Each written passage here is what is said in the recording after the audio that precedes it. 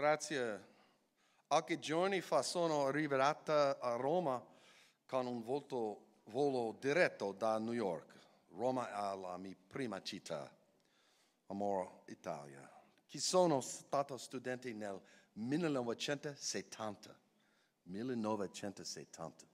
Dopo questo momento parlo solo inglese. Inversion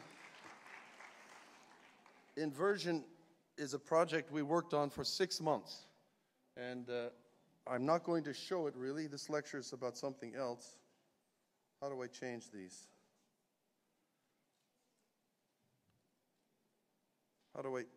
Someone has to show me how to, oh, is this it here? I never got oriented. This one? This one, go.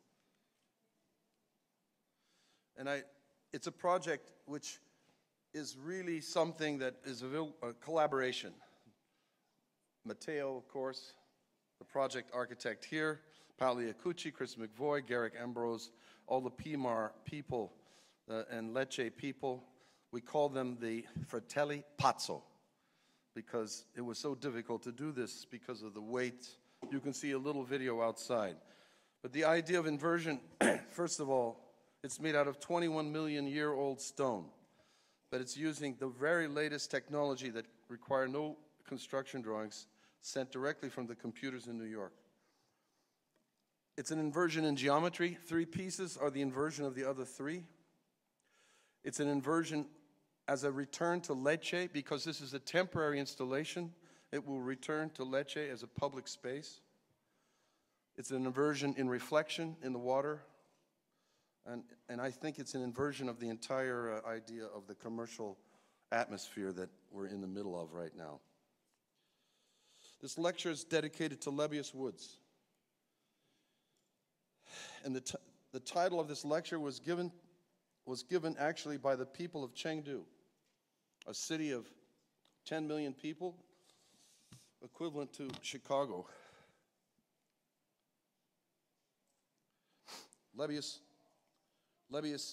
Lucan wrote, "Architecture does not exist. What exists is the spirit of architecture." I really think this is what Lebbeus Woods was all about.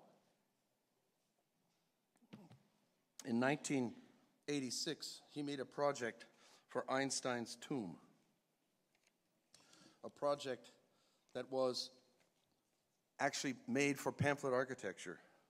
I invited him to make a project, and he had the title was Einstein's Tomb, and Lebbeus wrote, "The tomb is a vessel journeying outward on a beam of light, following an immense and subtle arc through the stars. For eons, it will inhabit the domains of space, until in a distant time it must return to the world of its beginning. Thus a cycle, an epicycle of space and time will close." So when Lebbeus died on October 30th, we all know that Einstein is not buried in Lebbeus's imaginary piece, but then I imagined Lebbeus occupying this tomb, that he was launched into orbit on October 30th by a 1,000-mile-long storm called Sandy, a 1,000-mile-long storm, and now travels on a beam of light of his own invention. I want to read, by way of connecting you to Lebbeus, I want to read directly from his website that you can still access, and you can get all of these.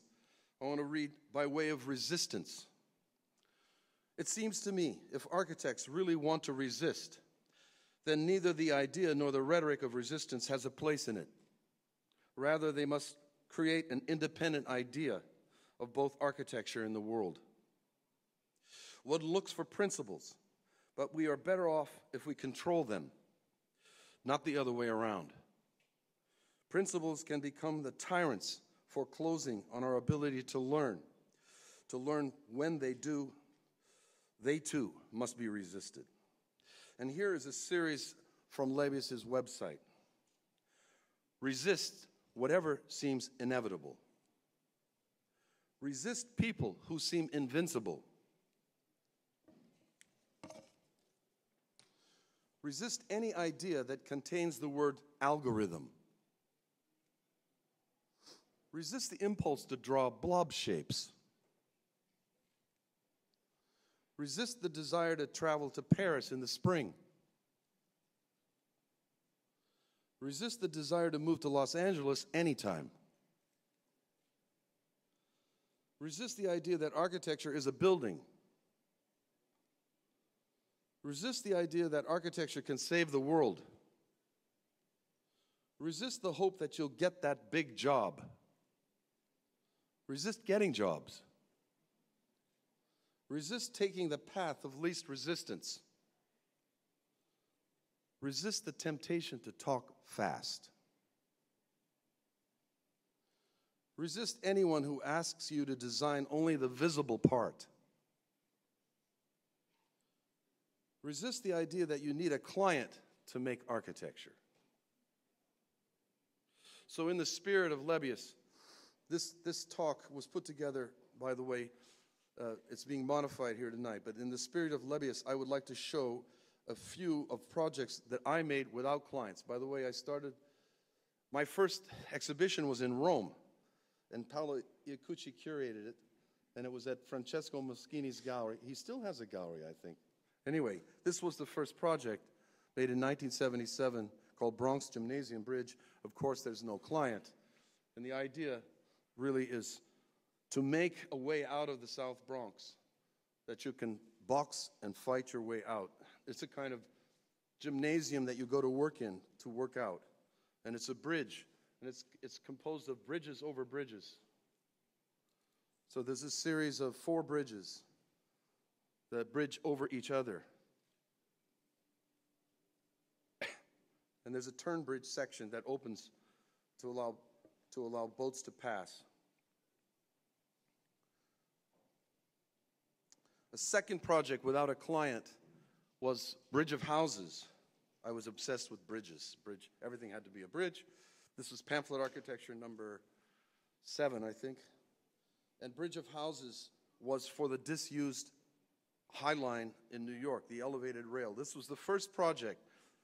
But the last train went over the High Line in 1979. It was a boxcar full of frozen turkeys. And I was there to see it. And then I made this project for a series of houses that this would be a public path. And we made many models. I think we exhibited those also in Italy at some time, because we had several exhibitions here. And I'm very happy to say that I walk on the High Line. I walk on the High Line every day to work. So this public space got realized, of course not from our project, from others' project, became a public space that's very, very popular in New York, the High Line. Another project without a client, the Amerika Gedenkbibliothek competition in 1998 in Germany.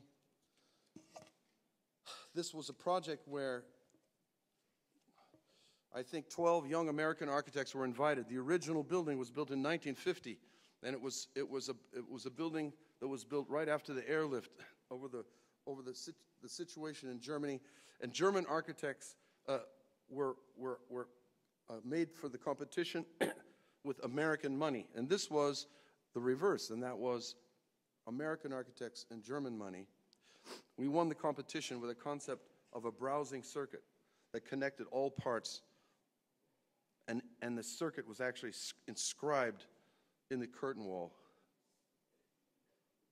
And the whole path through the building was all about the idea of meeting the book. But then in Berlin, when the exhibition for the competition opened, the new building minister, Wolfgang Nagel, announced, "I will not build this building." Another competition which we put a lot of energy, maybe 9 months of work. Francesco Dal Colle was the head of this competition, and it was for the Palazzo del Cinema. And I remember Francesco saying to me, "Well, it's going to be due 6 months later." And then he said, "It's going to be due 6 months later." So we just kept working and working and working and working. And I still think today, this is 1990, this might be the project that made me different. Because I know when we were invited to Kiasma in Helsinki, it was because Domus published this project along with the winners. I even forget who won. Maybe somebody remembers, but I was very happy to be in Domus for the first time next to James Sterling, you know, a lot of very important, and Jean Nouvel. Jean Nouvel told me he thought this was the best project. Anyway, it was based on time, you know, the idea of light and time. And the notion of cinema time, cinema can collapse 100 years, or let's say 2 years, into 2 minutes. Or it can take something that lasted a minute and stretch it into 1 hour. So the idea of cinema time is something I think is like an accordion. So the building was like a kind of, let's say, bracket holding what I thought was cinema time. So there were these different kinds of time. Cinema time, which is the accordion.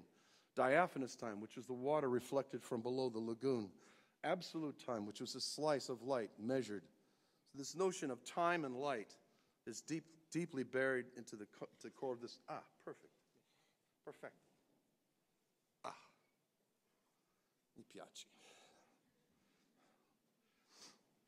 And you can see the way the sections of these cinemas work. They interlock, but light comes down between them and comes into the lagoon. There's gaps between the way the cinemas interlock and light comes down into the lagoon. And that's where you arrive. You arrive to the space from Venice to the Lido in the lagoon.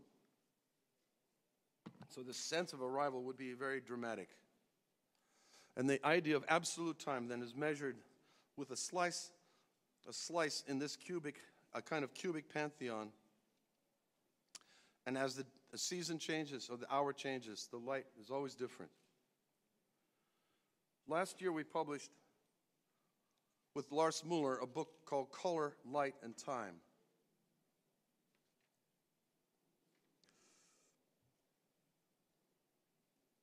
In that book you can see an example of a building I think is really about time. It's 200 kilometers north of the Arctic Circle, and it's the Knut Hamsun Center, a center for a surrealist writer, Knut Hamsun, who was an amazing figure. My idea for the building came directly from a passage in his surrealist book, Hunger, written in 1890, and I read just a paragraph. Despite my alienation from myself at that moment, and even though I was nothing but a battleground for invisible forces, I was aware of every detail of what was going on around me. A big brown dog ran across the street toward the trees in the Tivoli. It had a small collar made of Mexican silver. Farther up the street, a window on my first story opened, and a girl with her sleeves rolled up leaned out to polish the panes on the outside. Nothing escaped my eyes. I was sharp, and my brain was very much alive. Everything poured in towards me. The women before me had 2 blue feathers in their hats. So the idea was to make this building like a body of invisible forces going on, to make the building become an analog. It was a very controversial building, and it took 15 years to realize this building, because when we first proposed it, I didn't realize that people in in Norway were so upset, and there were many reasons. I won't go into it, but they made big jokes of the building. They made a tap in the bar and served beer out of the building. They made many cartoons, but there was people, and then some teachers told their students to go out and draw vernacular farm buildings in the landscape. But when the building was in the news so many times, when the students came back, they had pictures of our building instead of buildings in the landscape. That's the power of media today.